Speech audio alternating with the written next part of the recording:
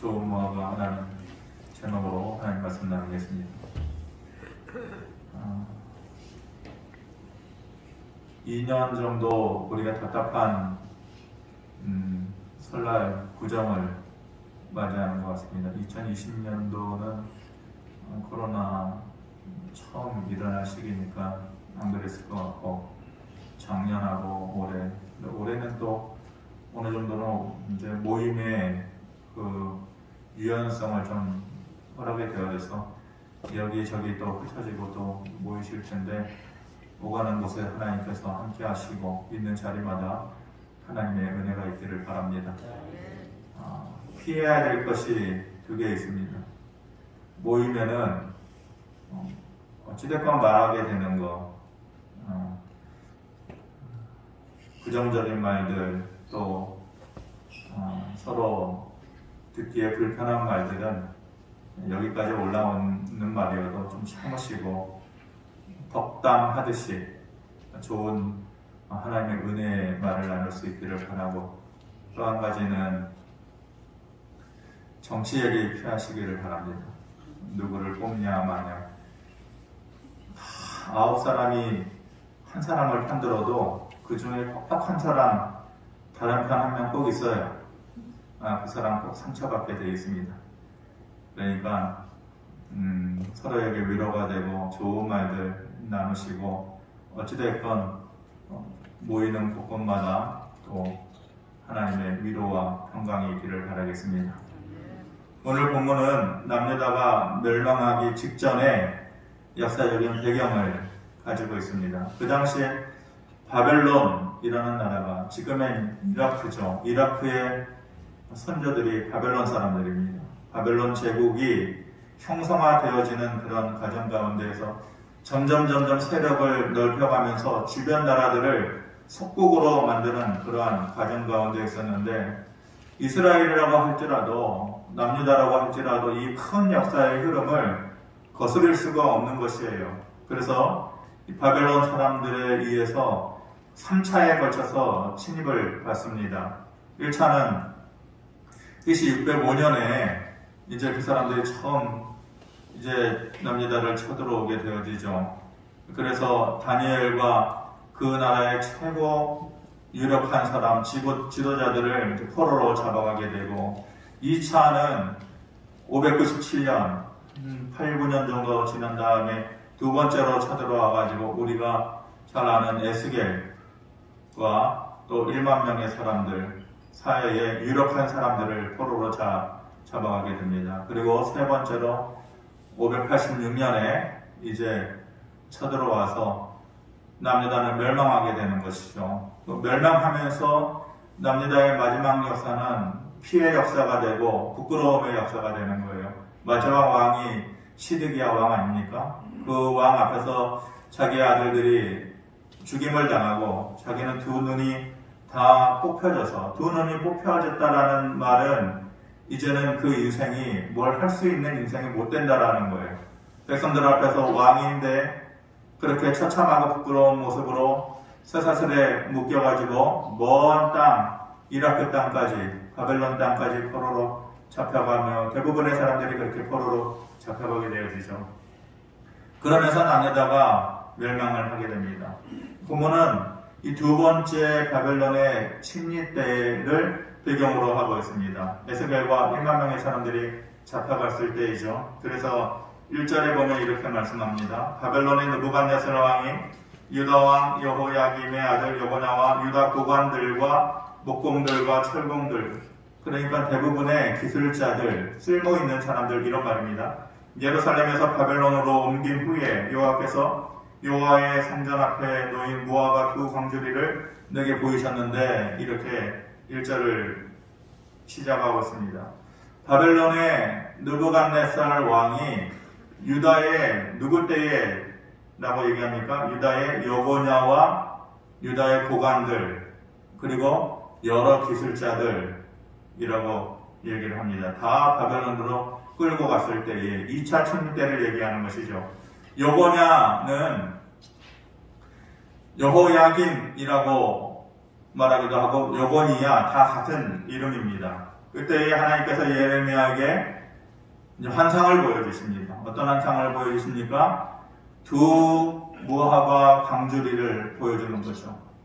환상 중에 한쪽에 있는 모아바는 너무 먹음직스럽고 처음 입은 것과 같이 너무 특상품의 좋은 모아바 강주리가 보여지고, 또 다른 한쪽에는 도저히 상품성을 가지지 못하고 먹을 수 없는 냄새나는 썩어빠진 무화과, 나쁜 무화과가 담겨져 있는 그러한 강주리를 보여주는 것입니다. 그러면서 물어보는 것이죠.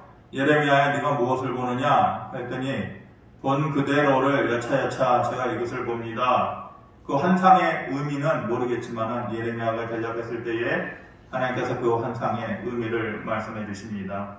5절 말씀이 그것인데 같이 한번 보겠습니다. 시작. 이스라엘의 하나님 여호와께서 이와 같이 말씀하십니다. 내가 이곳에서 옮겨 갈대아 리인의 땅에 이르게 한 유다 포로를 이 좋은 무화과 같이 잘 돌볼 것이라. 그렇게 말씀하십니다. 갈대아 인의 땅에 이르게 한다. 갈대아 사람들을 바벨론 사람들 같은 말이거든요. 그러니까 갈대아인의 땅에 이르게 한다라는 말은 바벨론에 잡혀간다, 바벨론의 포로로 잡혀간다, 이런 말이죠. 그러니까 갈대아 땅에 이르게 된다라는 말과 유다 포로가 된다라는 말은 결코 좋은 의미로서 쓰여진 말이 아니에요. 그러면 상식적으로 얘기했을 때에 갈대아 땅에 이르게 되어지고 유다 포로가 되어진다라고 하면 두 강주리 가운데 무슨 강주리가 생각나겠어요? 나쁜 강주리가 생각나겠죠. 상식적으로 그렇게 해야 앞뒤 말이 어울리는 것이잖아요.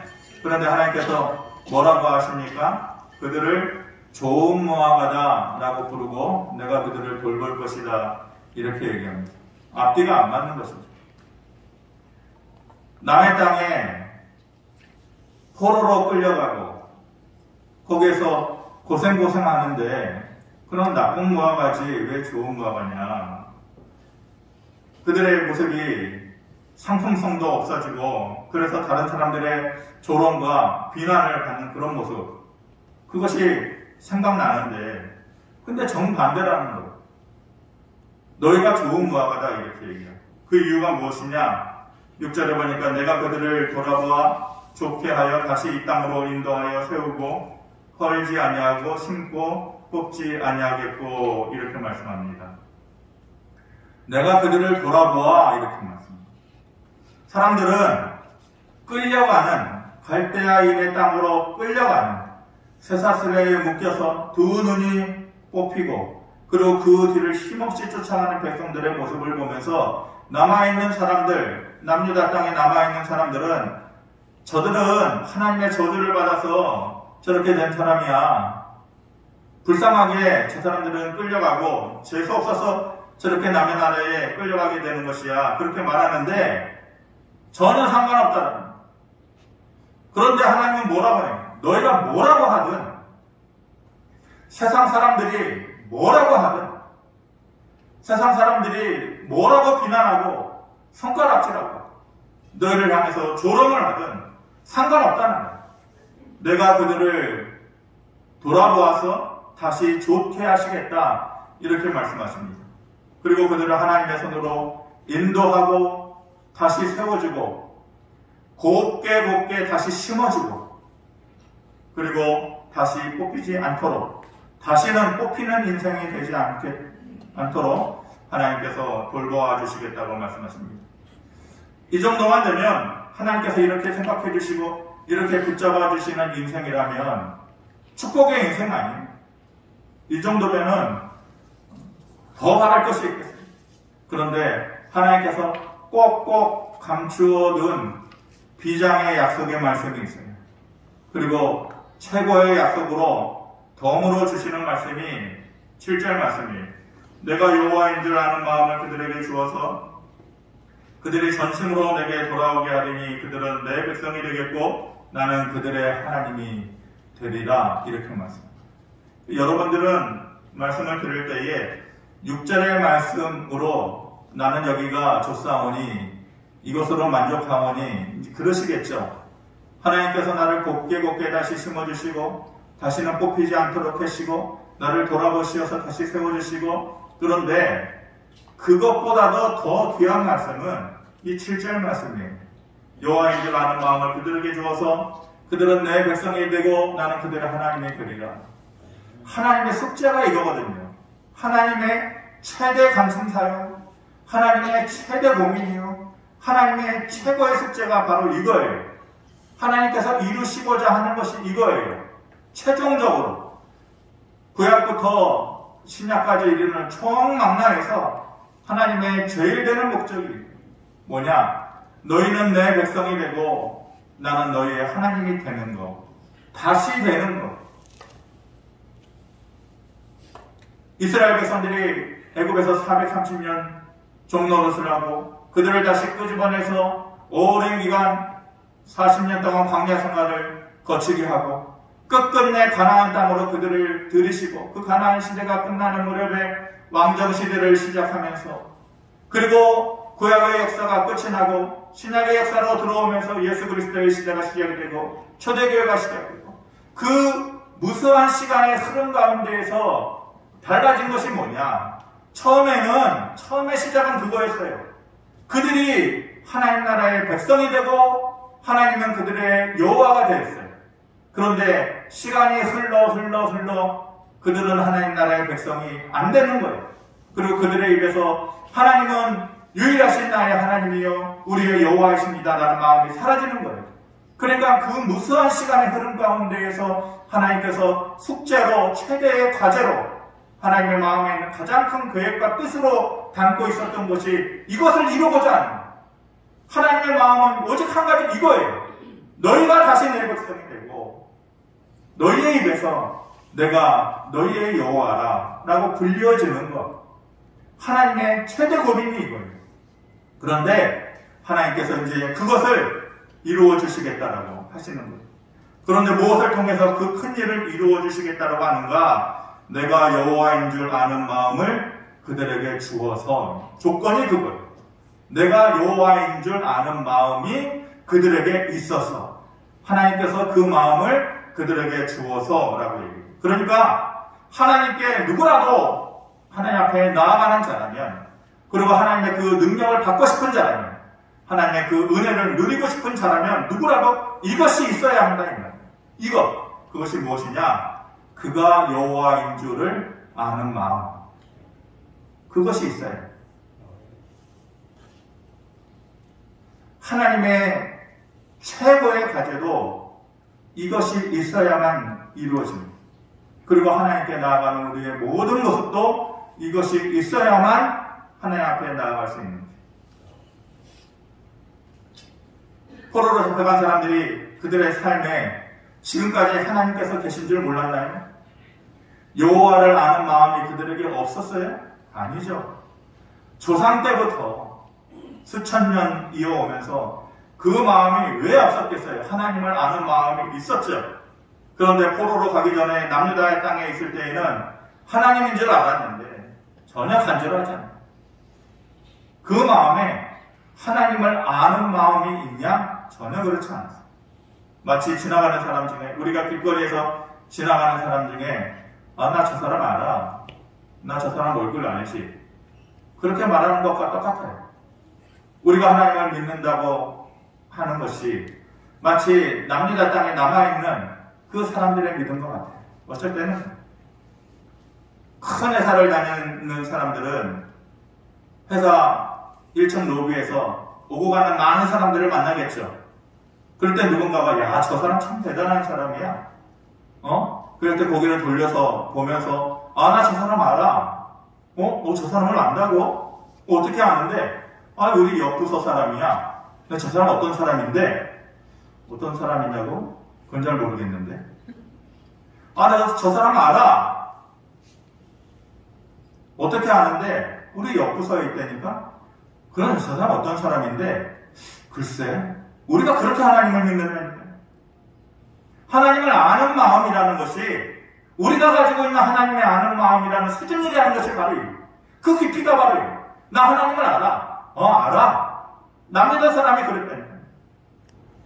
하나님은 어떤 분인데, 글쎄, 하나님을 아는 마음의 수준이 깊이가 그렇다라는 거예요.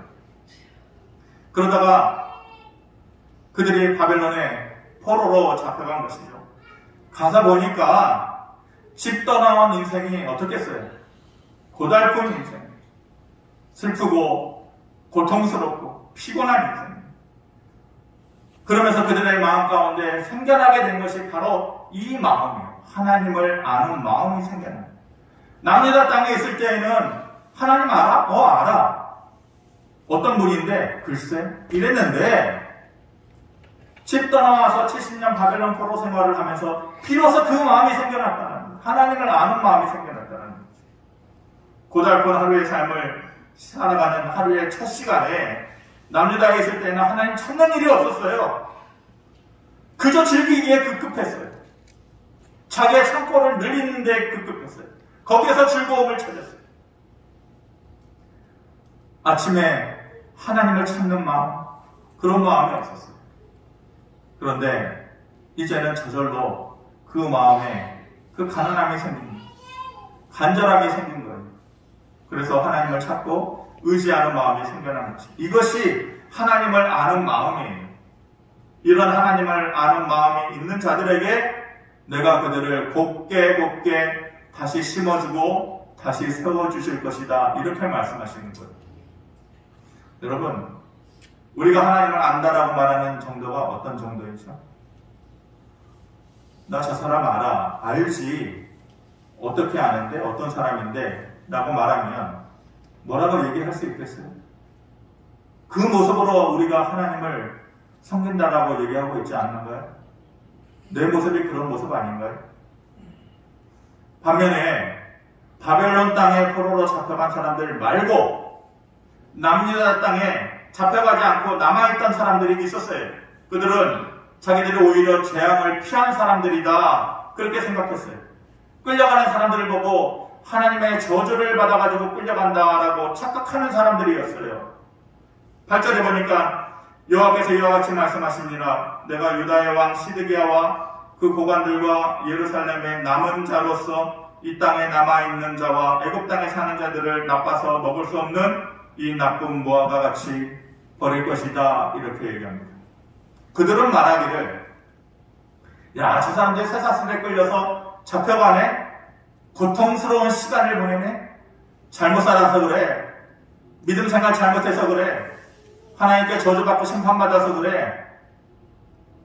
그들은 그렇게 얘기하면서 오히려 자기 자신들이 좋은 무화과다, 이렇게 생각했을 것이에요. 그런데 하나님께서 아니다라는 거예요. 뭐라고 얘기해요? 상식적으로는 남아서 좋은 것 아니냐? 그런데 하나님의 생각은 틀려요. 저들을 나빠서 먹을 수 없는 나쁜 무화과 같이 버릴 것이다, 이렇게 얘기해요. 남아있는 자들 중에 시드기야 왕이 있죠. 줄타기의 선수라고 그랬잖아요. 줄타기의 선수. 세상과 하나님 사이에 줄을 딱 가운데 넣고 그 줄타기의 선수예요. 그런데 균형을 갖추고 하는 것이 아니라 줄 타다가 항상 어느 쪽으로 기울어져요? 하나님 쪽으로 기울어지지 않아요. 항상 결과로는 세상 쪽으로 기울어요. 기회만 되면 하나님께 등 돌리고 세상으로 나아가고 세상의 방법을 선택하겠다라고 마음속으로 언제라도 그렇게 생각하고 있는 사람이에요. 어려움이 있어도 하나님 찾는 일 없을 거예요. 하나님을 아는 마음이 없어요. 간절함이 없어요. 근데 겉으로는 하나님을 믿는다라고 얘기하는 사람이에요. 우리가 우리의 믿음의 모습을 들여다볼 줄 알아요. 줄타기 하고 있지 않나요? 그러면서 언제라도 세상의 방법이 더 좋으면 그것을 선택하려고 준비하고 있지 않아요? 언제라도 하나님은 내 기준에서 안 보이고 멀리 있다 싶으면 버릴 준비를 하고 있지 않아요? 시드기야와 같은 인생의 믿음의 줄타기를 하는 사람. 정말로 그들의 생각대로 잡혀가지 않아서 그들이 운 좋은 사람입니까? 자기들을 좋은 무화과라고 생각해도 되는 것입니까? 아니야. 하나님의 말씀은 너희가 나쁜 무화과다 이렇게 얘기해요. 지금 당장 아무 일 없다고, 지금 당장 고통스러운 일이 없다고, 그것은 남의 일이니까 괜찮다고 이 코로나 시대를 지내면서 나는 괜찮아, 우리 가정은 괜찮아, 고통스럽지 않아, 아무 일 없으니까 은혜 받았어, 나는 좋은 무화과야 이렇게 말할 수 있나요? 그런 사람의 마음에 뭐가 없다라는 거예요? 하나님을 아는 마음이 없다라고 얘기했습니다. 아니요. 왜요? 자, 하나님을 아는데요? 하나님 믿고 하나님 이름 부르고 예배하고 그러는데 왜요? 근데 하나님께서 말씀하시기를 아니, 너는 나쁜 무화과야. 그렇게 말씀하십니다. 그러시면서 그런 그들에게 하나님께서 뭐라고 말씀하십니까? 9절에서 10절 말씀이 깁니다. 그래서 제가 좀 요약을 해놨습니다. 같이 한번 읽어보겠습니다. 시작. 세상 모든 나라 가운데 흩어서 내가 쫓아보낼 모든 곳에서 부끄러움을 당하게 하며 칼과 기근과 전염병을 그들 가운데 보내 멸절하기까지 이르게 하리라. 흩어지게 하시고, 흩어진다라는 것은 뭐든지 좋은 의미가, 그런데 그들의 가족이 모이고 그들의 재산이 모이고 그들의 권력이 모이고 이래야 좋은 것인데, 그 모든 그들이 수고롭게 이루어놓은 모든 것들을 하나님께서 낱낱이 다 흩어지게 하실 것이다. 누구에게?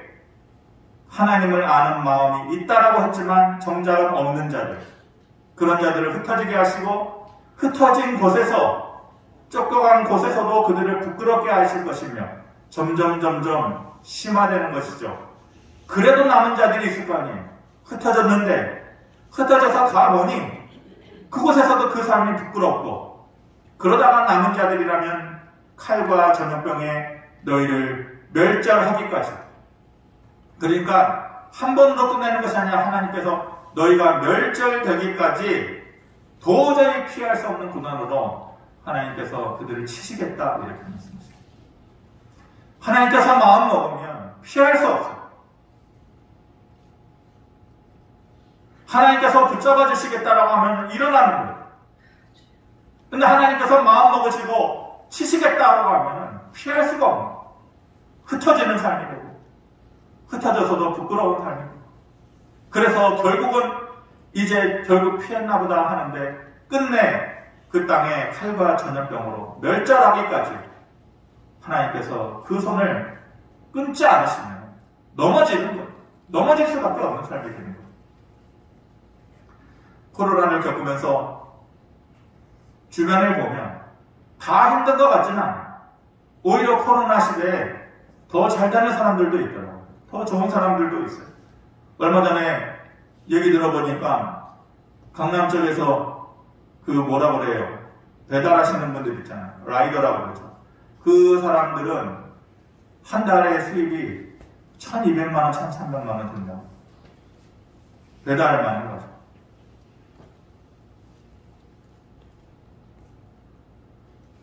마음에 하고 싶은 마음들이 막 생겨나는 것 같지 않나요? 네? 우리 안에도 모든 대부분의 사람들이 만 2년 이상 힘든 시간들을 우리가 보내오고 있습니다. 그런데 우리 안에도 아무 일 없이 지나가는 사람들도 있어요. 남들이 힘들건 어렵건 내 일이 아니다라고 생각할 정도로 평안을 누리는 사람들도 분명히 있어요. 당연히 은혜죠. 그것을 뭐라고 부릅니까? 은혜로운 시간을 보내는 것이에요. 그런데 그 은혜를, 내가 세상 사람들에 비해서 운이 참 좋았어, 내 실력으로 이 정도 되었어 라고 하면은 그 말하는 사이에 그 마음 가운데 사라져버리는 것이 있어요. 분명히 사라져버리는 것이 뭐예요? 하나님을 아는 마음이 사라져버려요. 마치 남녀단에 남은 사람들이 가졌던 마음처럼 우리는 안 끌려갔으니까 괜찮다. 운 좋은 사람들이에요. 우리는 이제 또 어려움이 찾아오면 코로나가 아니라 더한 어려움이 찾아와도 우리는 애국으로 피하면 되니까 남유다 사람들이 그렇게 생각했단 말이에요. 하나님은 너희가 나쁜 모아가고 버림받을 것이야 그러는데 괜찮아요. 우리는 아무 일 없잖아요. 우리는 여기 남아있잖아요. 그리고 어려움이 찾아오면은 애국으로 피하면 돼요. 세상의 방법이 얼마든지 있단 말이에요. 하나님 아니어도, 하나님을 아는 마음이 없어도 괜찮다니까요. 그렇게 생각하는 사람들이 있어요. 반대로 대부분의 여기 계신 분들은 어려운 시간들을 보내고 있을 것입니다. 가정적으로도 그렇고, 직장으로도 그렇고, 물질적으로도 그렇고, 관계 속에서도 그렇고.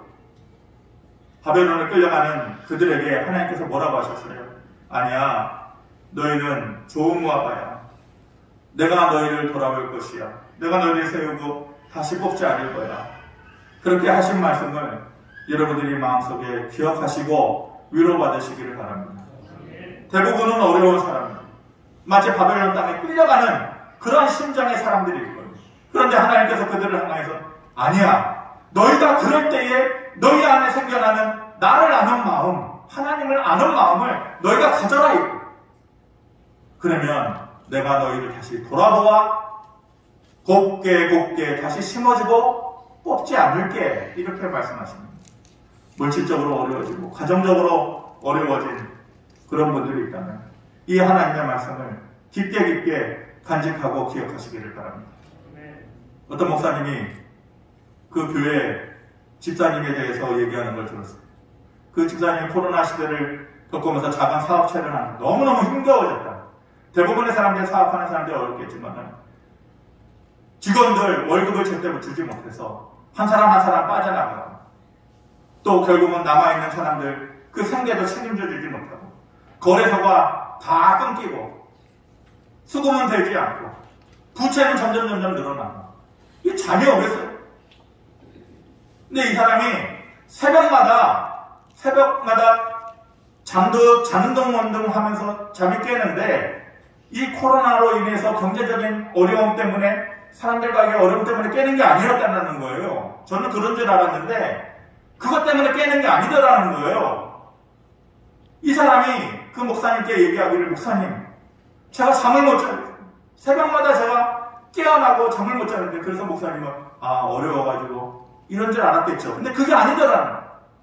새벽 5시 될 즈음이면은 꼭 깨어나요. 잠을 못 자고 깨어나요. 어려워서 그럴 수도 있겠지만은 갑자기 문득 그런 생각이 들더래요. 옛날에 우리 엄마가 이 새벽만 되면은 이 시간에 문 빼곡 열고, 겨울철에 문 빼곡 열면은 찬바람 들어오잖아요. 그러면 잠에서 깬단 말이에요. 그러면은 알 듯 모를 듯 엄마가 또 교회 가시는구나. 또 열고 들어오시면 엄마 지금 오네. 이런 생각을 늘 했었는데, 자기가 이제 어른이 돼가지고 이 어려움을 겪다 보니까 꼭 5시 전에 그 시간 무렵이 되면은 잠이 깨더라는 거예요. 근데 그 사람의 입에서 문득 어느 날 나온 말이, 하나님 죄송해요. 근데 자기가 왜 그런 말을 했는지 모르겠는데, 하나님 죄송해요, 이런 말이 나와요. 그 사람이 변했을까요? 안 변했어요. 그 다음 얘기는 그래도 똑같아요. 그렇다고 그 사람이 새벽 예배 나갔어요, 믿음이 좋아졌어요, 이 얘기하고 싶은 게 아니에요. 똑같았어요. 저녁까지 야간 일을 해야 되고, 그러니까 새벽 예배에 나갈 수 있는 사람이 못 돼요. 그런 환경이 못 돼요. 근데 이 사람이 달라진 게 있어요. 아침마다 눈을 뜰 때 하나님 죄송해요. 그리고 그 전에 없었던 말을 자기가 스스로 하게 되더래요. 우리가 교회 다니면서 무수히 듣는 말이 있어요. 무슨 말이에요? 우리도 믿음의 고백을 하잖아요. 하나님 저를 사랑해 주셔서 감사합니다. 변함없이 사랑해 주셔서 감사합니다. 하나님은 여러분들을 사랑하시는 분입니다. 하나님의 사랑은 끊어지지 않습니다. 무수히 듣잖아요. 하나님이 나를 사랑하신다. 그 말을 무수히 듣잖아요. 근데 그 사람이 한 번도 해본 말이 없다는 거예요. 그게 뭐냐? 하나님, 저도 하나님 사랑합니다. 이 말을 해본 적이 없는데, 어느 날 아침에 문득 하나님 죄송해요. 그런데 하나님 사랑해요. 이 말이 나와요. 저는 이 사람이 이 어려운 시기를 통해서 하나 가지게 된 게 있다고 생각해요. 그게 뭐냐? 하나님을 아는 마음. 이 사람이 가지게 된 게 그거예요. 이 사람의 희망이 있는 사람. 결코 무너지지 않을 거라고 생각해요.